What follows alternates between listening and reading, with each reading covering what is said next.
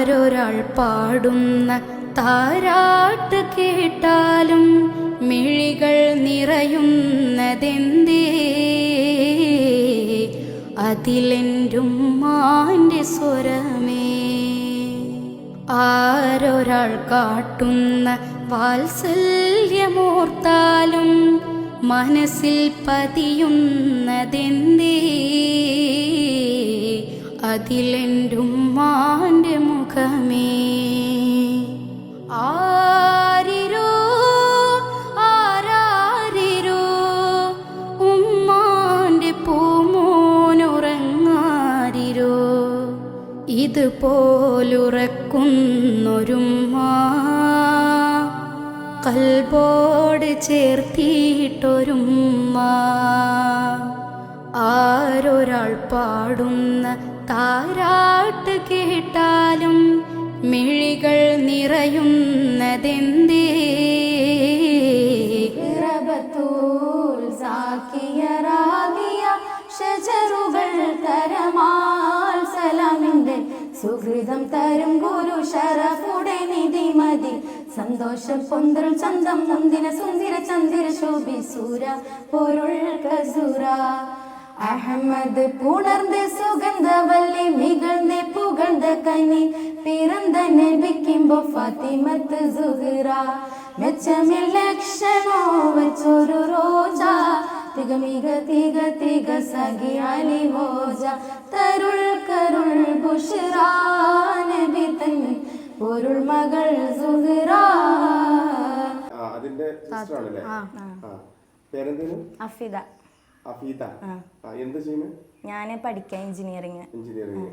പാട്ട് പഠിക്കാൻ പോയിട്ടുണ്ടോ അതോ? ഇല്ല, പഠിച്ചിട്ടില്ല. ഇല്ല. പിന്നെ എങ്ങനെ കേട്ട് പഠിച്ചു തന്നെയാണോ? അപ്പൊ സ്കൂളിലോ കാര്യങ്ങളിലൊക്കെ പങ്കെടുത്തിട്ടുണ്ട്? സ്കൂളിൽ നിന്ന് ജില്ല ഒക്കെ പോയിട്ടുണ്ട്. എങ്ങനെ പാട്ടാണോ അതോ? മാപ്പിളപ്പാട്ട് പോയിട്ടുണ്ട്, ഒപ്പന പോയിട്ടുണ്ട് അല്ലേ? അപ്പൊ നമ്മളെ കൂടെ ഇരിക്കൂലെന്ന് പറഞ്ഞു ഞാൻ പിടിച്ചിരിക്കുകയാണ്. പിന്നെയാണ് പറഞ്ഞത് പാട്ട് കേട്ടപ്പോഴാണ് മനസ്സിലായത് നല്ലൊരു ഗായിക തന്നെയാണ്. അതേപോലെ തന്നെ ആദിലുല്ലേ. പിന്നെ എത്ര മക്കളാ? മൂന്നാള്. അതിലിപ്പോ അഫി വലുത്, പിന്നെ ആദിൽ, പിന്നെ ഒരാൾ പഠിക്കാൻ ഫോർത്തിലാണ്.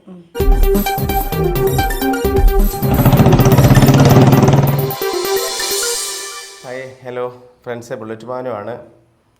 പാട്ട് കേട്ടില്ലേ? ആങ്ങളും പെങ്ങളും രണ്ടാളും നല്ല ഗായകന്മാരാണ് കേട്ടോ. ആദിലല്ലേ പേര്? ആദിൽ, മുഹമ്മദ് ആദിൽ. മുഹമ്മദ് ആദിൽ എവിടെ സ്കൂളിലാണ് പഠിക്കണേ? വട്ടനാട്. എത്രാം ക്ലാസ്സിലാണ്? 8ാം ക്ലാസ്സിൽ. നമ്മൾ ആദിൻ്റെ ഒരു പാട്ട് കേട്ടിട്ടാണ് വന്നിട്ടുള്ളത് കേട്ടോ. അപ്പോൾ അതിൻ്റെ ചോദിച്ചു. അപ്പോൾ പിന്നെ അതിൻ്റെ കാക്ക പറഞ്ഞു ആയിക്കോട്ടെ വന്നോളി എന്ന് പറഞ്ഞു. അങ്ങനെ വന്നപ്പോഴാണ് ഇവിടെ പാട്ട് കേട്ടപ്പോഴാണ് താത്തി വലിയ ഗായികയാണ്, പിന്നെ പാട്ടൊന്നും പഠിച്ചിട്ടില്ലെങ്കിൽ കൂടിയിട്ട് പാട്ട് കേട്ടില്ല. നല്ല എന്താണ് സ്വരമാധുര്യം തന്നെ പറയാം. നന്നായിട്ട് പാടുന്നുണ്ട്. രണ്ടാൾക്കും ആദ്യമായിട്ട് അഭിനന്ദനങ്ങൾ അറിയിക്കുകയാണ്.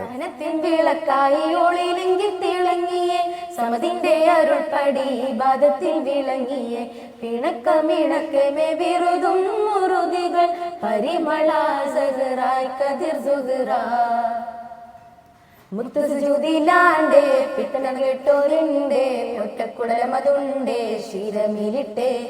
മുത്തുസുജൂദിലാണ്ടേ പിത്തന കേട്ടോരുണ്ടേ ഒറ്റക്കുടലമതുണ്ടേ ശിരമിലിട്ടേ. നളത്തും നടപടി എതിർത്തും അതിമുഖി എടുത്തു വികൃതമേ കടത്തിടലായി പടച്ചട്ട കൊടുത്തിട്ട് പുതുമാരൻ ചമഞ്ഞിട്ട് പൊറത്തു കൂടിടലായി അലിപുലി പുവിക്കിണങ്ങുവതായി. അതുപോലെ തന്നെ ആദി പിന്നെ പാട്ട് പഠിച്ചിട്ടുണ്ടോ അതോ? ഇല്ല, പഠിച്ചിട്ടില്ല. ചെറുപ്പത്തിലൊക്കെ പാടി നോക്കിയിട്ടുണ്ട്. ഇതുവരെ ഒരു പാട്ട് പഠിക്കാനൊന്നും പോയിട്ടില്ല? ഇല്ല. വാവ്, അപ്രീഷിയേറ്റ് ചെയ്യണ്ടേ. ഞാൻ എല്ലാ വീഡിയോസിലും പറയും പോലെ തന്നെ ഒരുപാട് കലാകാരന്മാർ നമുക്ക് കാണാൻ മറയത്തിൽ കിടക്കുന്നുണ്ട്. പാട്ട് പഠിച്ചവരുണ്ട്, പാട്ട് പഠിക്കാത്തവരുണ്ട്. നൈസർഗികമായിട്ട് കിട്ടുന്നൊരു കഴിവാണ് പാട്ട് എന്ന് പറഞ്ഞത്. മറ്റുള്ള കലകളെപ്പോലെയല്ല, അഭിനയം പോലെയല്ല, അല്ലെങ്കിൽ മറ്റുള്ള ഒരു കഴിവിൻ്റെ പോലെയല്ല. ശരിക്കും നമ്മൾ പ്രസംഗത്തിൻ്റെ പോലെയല്ല പാട്ടെന്ന് പറയുന്നത്. പാടാനുള്ള കഴിവ് അത് ചിലർക്ക് മാത്രം കിട്ടുന്നതാണ്. അപ്പോൾ ആദിലിൻ്റെയൊക്കെ പാട്ട് കേട്ട് പിന്നെ ഇങ്ങനെ ചോദിച്ചപ്പോൾ ഇതേപോലെയുള്ള ഒരുപാട് ആളുകൾ ഇനിയും ഉണ്ട്, നമുക്ക് വീഡിയോയിൽ കൊണ്ടുവരാനുണ്ട്. ആദ്യമായിട്ട് ചാനൽ കാണുന്നവരുണ്ടെങ്കിൽ ഒന്ന് സബ്സ്ക്രൈബ് ചെയ്തേക്കുക. നമുക്ക് ഇതുപോലെയുള്ള ആളുകളൊക്കെ ഇനിയും നിങ്ങളെ മുന്നിൽ കാണിക്കാനുണ്ട്, പാട്ടിനെ ഇഷ്ടപ്പെടുന്നവരാണെങ്കിൽ. ഓക്കെ, അപ്പോൾ ആദ്യം പിന്നെ ഇപ്പോൾ ഈ സോഷ്യൽ മീഡിയയിൽ വരാൻ തുടങ്ങിയിട്ട് കുറച്ചായിട്ടുള്ളൂ? ഒരു മാസമൊക്കെ ആയിട്ടുള്ളൂ. ഇപ്പച്ചി സപ്പോർട്ടാണോ?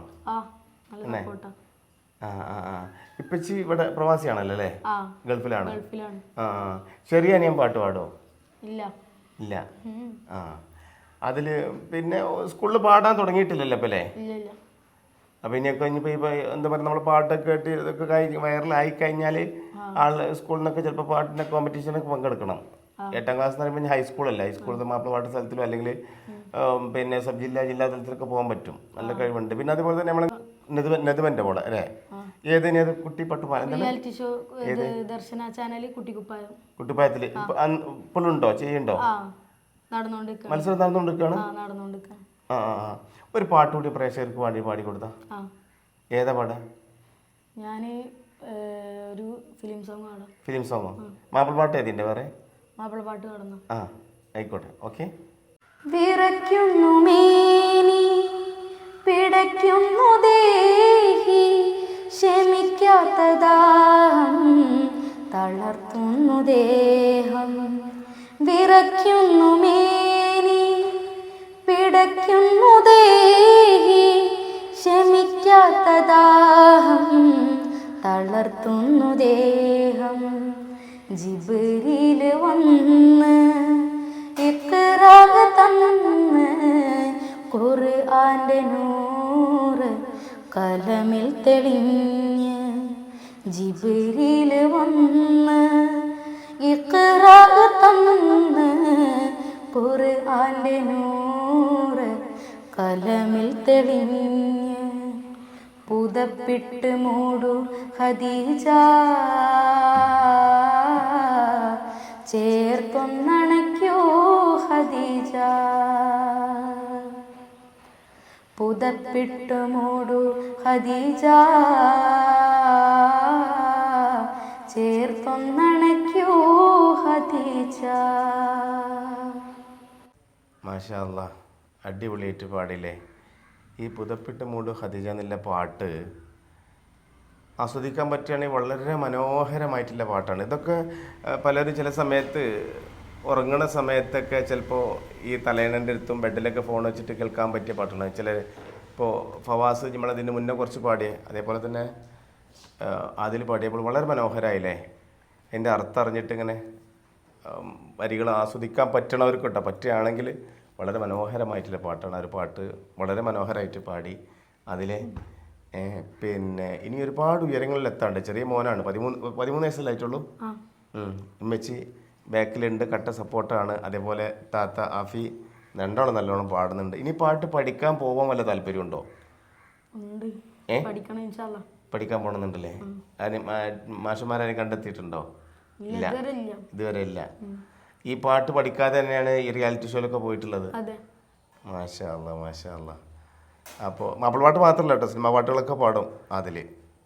സ്കൂളിൽ ഇപ്പോൾ ഈ സോഷ്യൽ മീഡിയ ഒക്കെ വന്നതിന് ശേഷം ചെക്കന്മാരൊക്കെ ഒരുപാട് ഫ്രണ്ട്സൊക്കെ കൂടിയിട്ടുണ്ടാവുമല്ലോ അല്ലേ? എല്ലാവരും ചോദിക്കാറുണ്ട് അതിലാണ് ഇങ്ങനെ ഇൻസ്റ്റയിലൊക്കെ.